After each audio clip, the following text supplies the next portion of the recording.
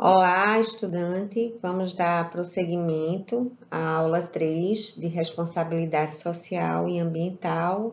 Eu me chamo Kaline Salviano. O tema da aula 3 é Gestão Ambiental.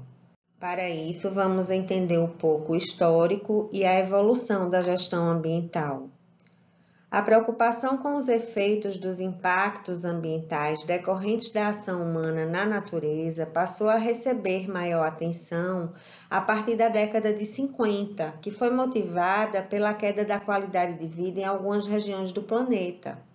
Nessa época surgiram movimentos ambientalistas, entidades governamentais sem fins lucrativos e agências governamentais voltadas para a proteção ambiental.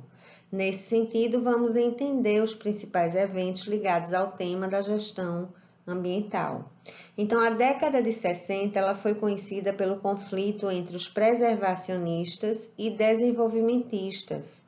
O debate começou com a publicação do livro Primavera Silenciosa, de Rachel Carson, que trouxe um alerta sobre a utilização de pesticidas na agricultura. Já em 1968, também uma publicação do livro Population Bomb, que é a bomba populacional, em que o professor Paul Hensch ele fez uma previsão catastrófica, dizendo que o mundo tinha pessoas demais e milhões morreriam de fome se não houvesse um controle do aumento populacional. Em 1968, teve um evento bastante importante, que foi o Clube de Roma.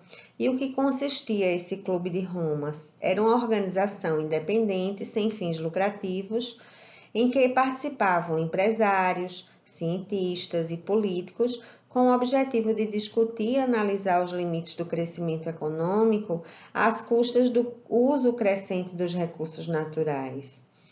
A década de 70 ela já ficou conhecida como a década da regulamentação e do controle ambiental, pois foi após a Conferência de Estocolmo que as nações começaram a estruturar seus órgãos ambientais e estabelecer suas legislações. Então, em 1972, houve a primeira Conferência Mundial sobre o Meio Ambiente, que foi organizada pela ONU e ficou conhecido como a Conferência de Estocolmo, por ter sido realizado justamente nessa cidade, na Suécia. Em 1978, houve o surgimento do primeiro selo ecológico na Alemanha, que foi destinado a rotular produtos considerados ambientalmente corretos. No início da década de 80, continua os debates sobre as questões ambientais. Em 1987, como já vimos, houve um evento em que a Gro Harlem Brundtland, primeira-ministra da Noruega, ela foi indicada para chefiar a Comissão Mundial do Meio Ambiente e Desenvolvimento com o objetivo de estudar esse assunto. E o documento final ficou conhecido como Relatório de Brundtland, ou o Nosso Futuro Comum. Então, nessa época, surgiu uma nova visão da relação do homem com o meio ambiente, deixando-se claro que não existe apenas um limite mínimo para o bem-estar da sociedade, mas que há também um limite máximo para a utilização dos recursos naturais, de modo que sejam preservados. Em 1989, houve a Convenção da Basileia, que estabeleceu regras para o transporte transfronteiriço de resíduos. Então, ele vai tratar justamente desse transporte dos resíduos perigosos e seu depósito. Em 1989, também teve o Protocolo de Montreal, no Canadá, que bania os CFCs. Foi um tratado internacional em que os países signatários eles comprometiam-se a substituir as substâncias que demonstrassem ser responsáveis pela destruição da camada de ozônio. A década de 90, ela já há uma consciência coletiva sobre a importância da preservação e do equilíbrio ambiental. Então, o foco passou a ser a otimização do processo produtivo e a redução do impacto ambiental. Então, ganhou-se destaque para a difusão de tecnologias mais limpas e menos poluentes, surgiu o conceito do ciclo de vida dos produtos, que busca torná-los ecologicamente corretos desde a fase da concepção até o descarte e o aproveitamento, como a gente vai ver mais adiante. É nessa década que entram em vigor as normas técnicas britânicas, que vão servir de base para os sistemas de normas ambientais das ISOs. Então, em 1992, né, houve a Cúpula da Terra, ou a Rio 92, que ocorreu no Rio de Janeiro, não é?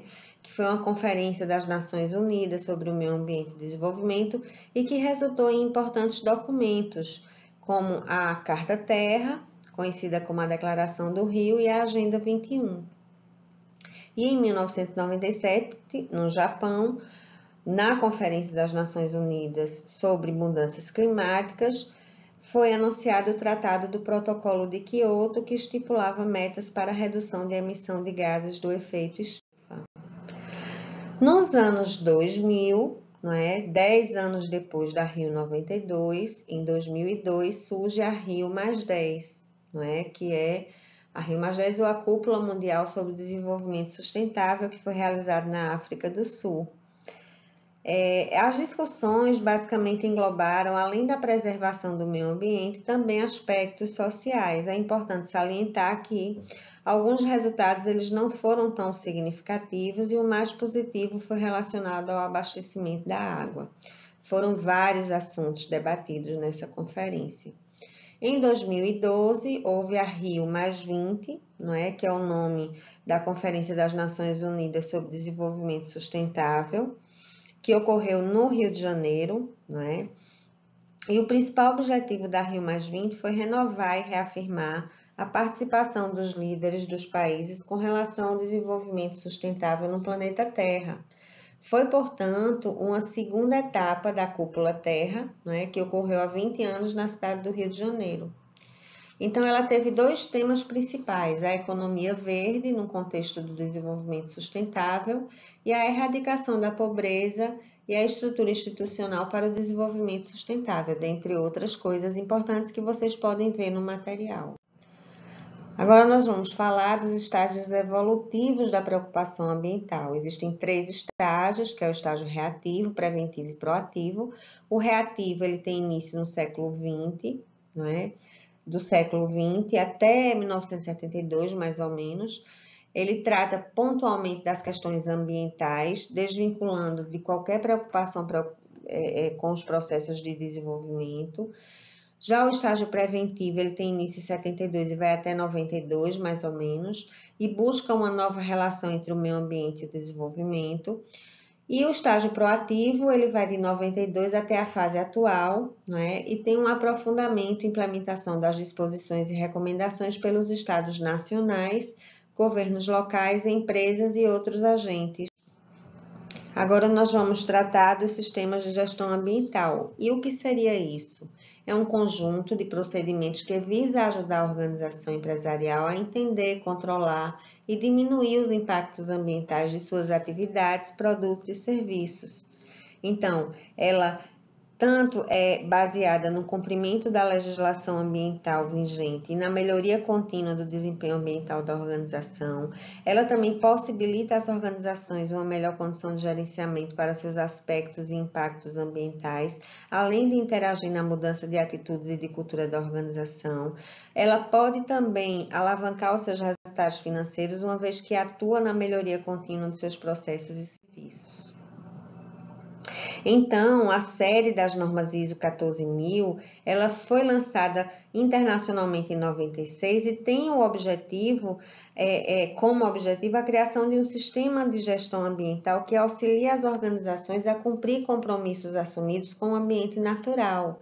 Então, esse processo de certificação ele é reconhecido internacionalmente e também possibilita às organizações distinguir-se daquelas que somente atendem à legislação ambiental, mas que não possuem a certificação. Então, essa série ela vem auxiliar a organização para desenvolver um novo sistema de gestão ambiental ou melhorar o existente. E essa série, a melhoria contínua, é o processo de aperfeiçoar o sistema de gestão ambiental para alcançar melhorias no desempenho ambiental total em alinhamento com as políticas da organização, como a gente vê aí nesse ciclo. Aqui são alguns exemplos, né, das ISOs. A 14001 é o Sistema de Gestão Ambiental, a 14010 seria as auditorias ambientais, junto com a 19011, tem outras também. A 14031, ela seria a avaliação de desempenho ambiental. É importante salientar que a norma 14001 é a única que certifica, né? A 14004, ela é destinada ao uso interno, mas ela não certifica. E qual a principal diferença entre aspecto ambiental e impacto ambiental? O aspecto ambiental ele é definido pela norma 14001 como elementos de atividades, produtos e serviços de uma organização que possam interagir com o meio ambiente.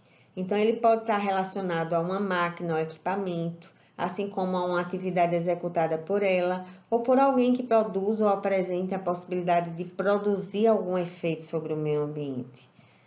Já o impacto ambiental é qualquer mudança no meio ambiente, tanto positiva quanto negativa, total ou parcial, resultando das atividades, produtos ou serviços da organização.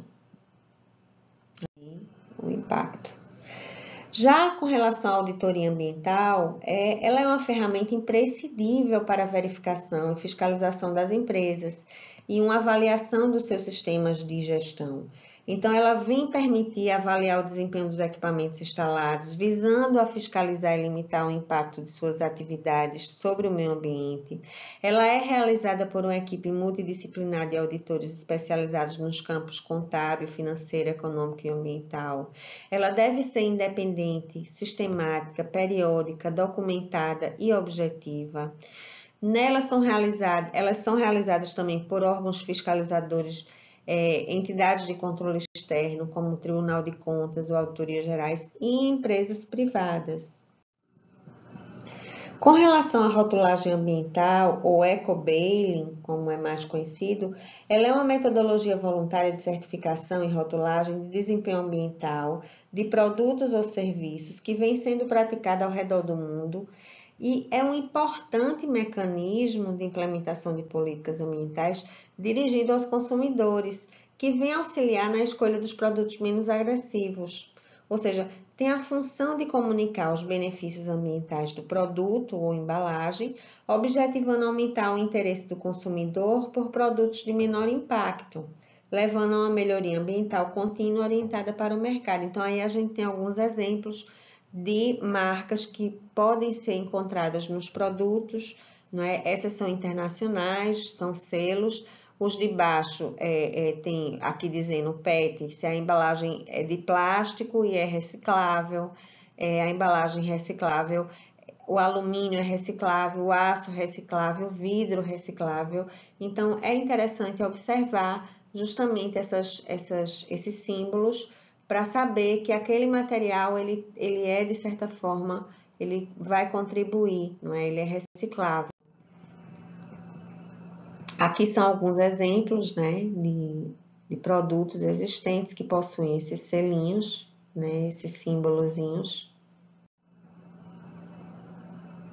E, por fim, né, também aqui o T, né, dos transgênicos, o de produtos orgânicos, né, que são produtos sem agrotóxicos, e aqui produtos tóxicos, substâncias infectantes, são alguns exemplos de rotulagem para vocês. E por fim, para terminar, a análise do ciclo de vida, né, ACV, que é justamente, ela vem contribuir para identificar onde estão os impactos mais relevantes do ciclo de vida de um produto, para buscar alternativas, né? Então, é um método utilizado para avaliar o impacto ambiental de bens e serviços.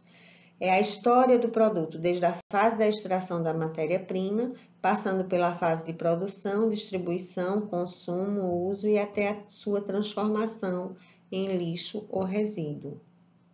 E aí eu deixo para vocês, né, mais uma frase para reflexão, que é: no começo pensei que estivesse lutando para salvar seringueiras, depois pensei que estava lutando para salvar a floresta amazônica, agora percebo que estou lutando pela humanidade. Isso foi Chico Mendes que falou. Obrigada a todos.